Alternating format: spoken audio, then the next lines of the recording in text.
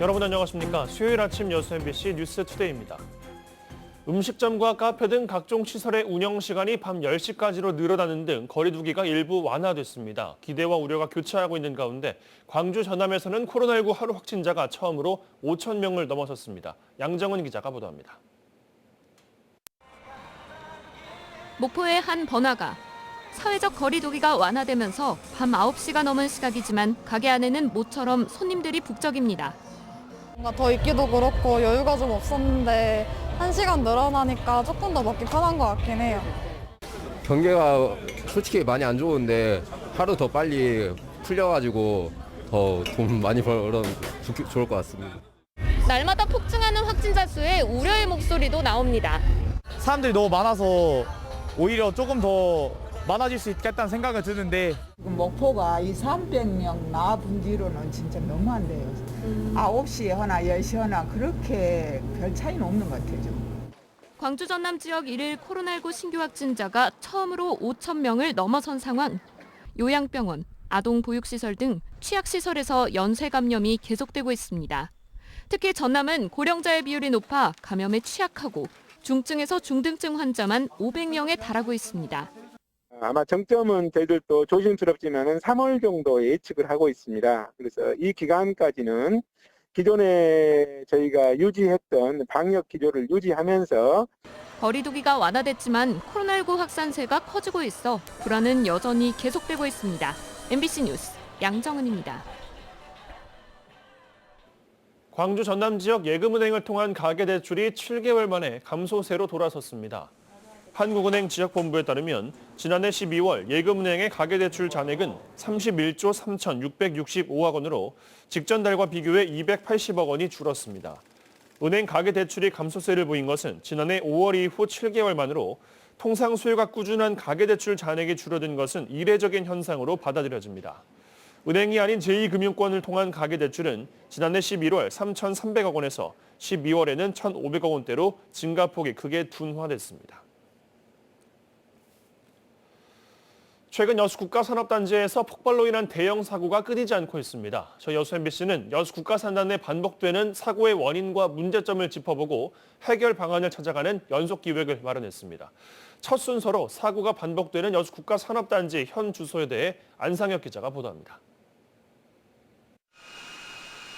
노동자 4명이 숨지고 4명이 부상을 입은 여수 산단 내 여천 NCC 폭발 사고.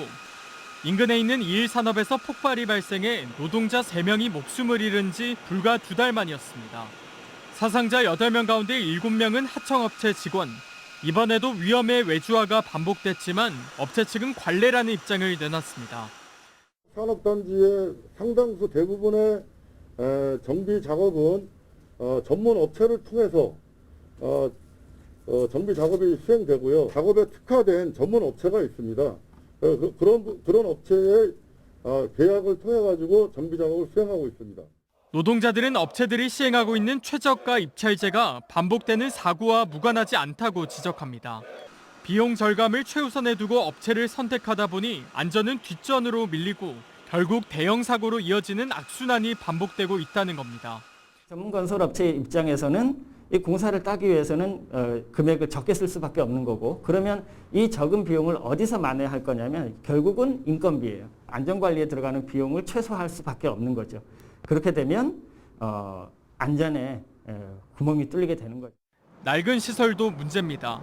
조성된 지 50년이 넘으면서 죽음의 화약고라는 오명이 붙을 정도로 사망사고가 반복되고 있습니다.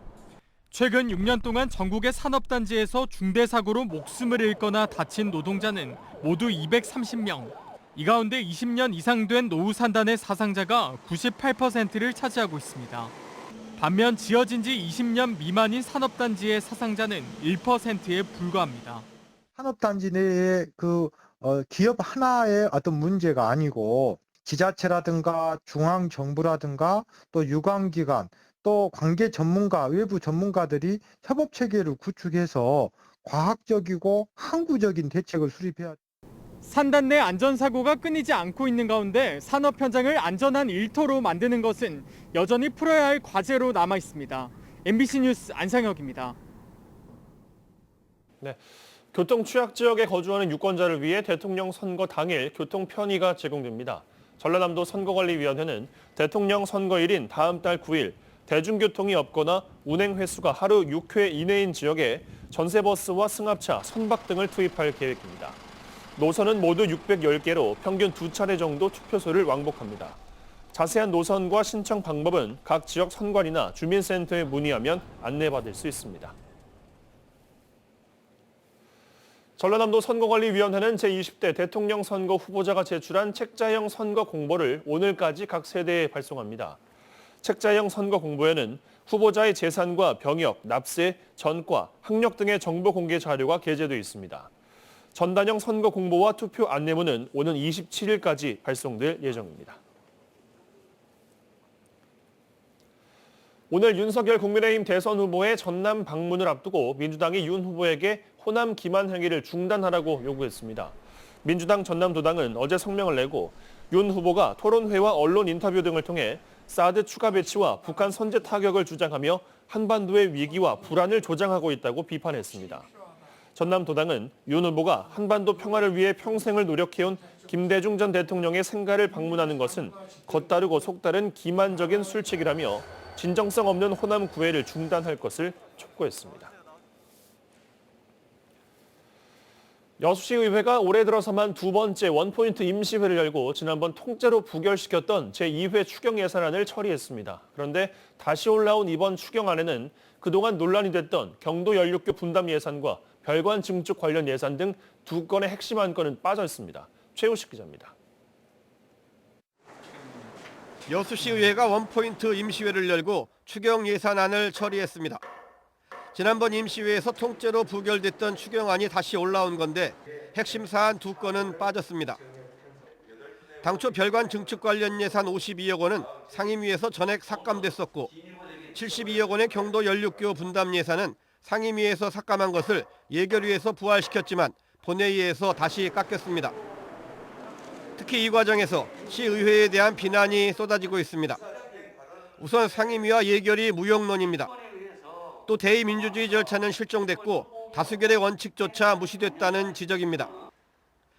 표결에서 나온 기권표에 대해서는 자성의 목소리까지 나왔습니다. 기권에 의해서 이것이 부결되는 초유의 사태가 일어났습니다. 우리 의회 역사상 지금까지도 있어본 적도 없고 앞으로도 있을 수도 없는 일입니다. 상임위 결정이 일부 정치권의 입김으로 예결위에서 뒤집혔고 예결위 결정은 예결위 내부에서 정반대의 수정안이 나오면서 또다시 뒤집혔습니다. 스스로 심의한 결과까지 부정하는 정치적 셈법으로 예결위안과 수정안이 모두 부결되자 시정부가 제출한 원안을 마지막으로 표결하는 초유의 사태까지 벌어졌습니다. 하지만 시정부 원안에 찬성하자니 그렇게 첨예한 논쟁까지 벌이며 깎아놓은 별관 증축 관련 예산과 경도 연륙교 분담 예산까지 모두 통과시키는 꼴이 되기 때문에 어쩔 수 없이 추경 예산안 전체를 전원 반대로 부결시켰습니다. 26명의 시의원들은 자신들이 챙겨놓은 자기 동네 예산까지 스스로 삭감하는 우스운 결과를 만들었고 논란이 됐던 핵심 사안을 뺀 추경안 처리를 위해 서둘러 원포인트 임시회 일정을 잡은 겁니다. 오늘 임시회는 지난 15일 제217회 임시회에서 부결된 제2의 추가 경정 예산안을 빠르게 처리하기 위해 하루 일정으로 긴급히 소집하게 되었습니다. 두 건의 예산 항목을 빼고 상정하는 데 동의한 시정부도 정상적인 예산 편성에 소홀했다는 비난을 피하기는 힘들어 보입니다. 결국 시정부와 의회의 암묵적 동의 속에 여수시의회의 올해 두 번째 원포인트 임시회는 맥없이 끝났습니다. MBC 뉴스 최우식입니다. 전남도의회 강정희 의원이 여수 경도의 생활형 숙박시설 건축을 철회하라고 주장했습니다. 강 의원은 어제 열린 제359회 임시회 5분 발언에서 여수시의회가 경도 진입도로 관련 추경 예산을 삭감했고 여수시민단체 연대회의도 생활형 숙박시설 건축에 반대하고 있다며 미래에셋 측이 현재 계획대로 경도의 생활형 숙박시설을 신축하는 것은 공공재인 경관을 사유화하는 것이라며 이같이 말했습니다. 또 미래에셋 측은 이제라도 다도해 경관을 해치는 개발을 고집하지 말고 경관 보존과 함께 세계적인 해양 관광단지에 걸맞는 관광 테마시설을 건립하는 데 주력하라고 덧붙였습니다.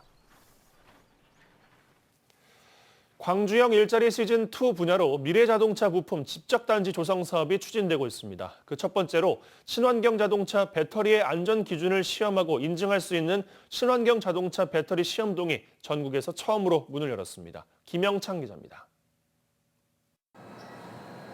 친환경차 부품 핵심인 배터리가 차량 충돌 시 발생하는 강한 충격을 이겨냅니다. 또 다른 배터리는 바닷물에 들어가더니 불꽃을 일으킵니다. 배터리를 대상으로 각종 시험을 통해 정상 또는 불량품을 판별해내는 과정입니다. 이곳에선 친환경차 배터리의 화재와 충격 등 12가지 안전성을 시험할 수 있습니다.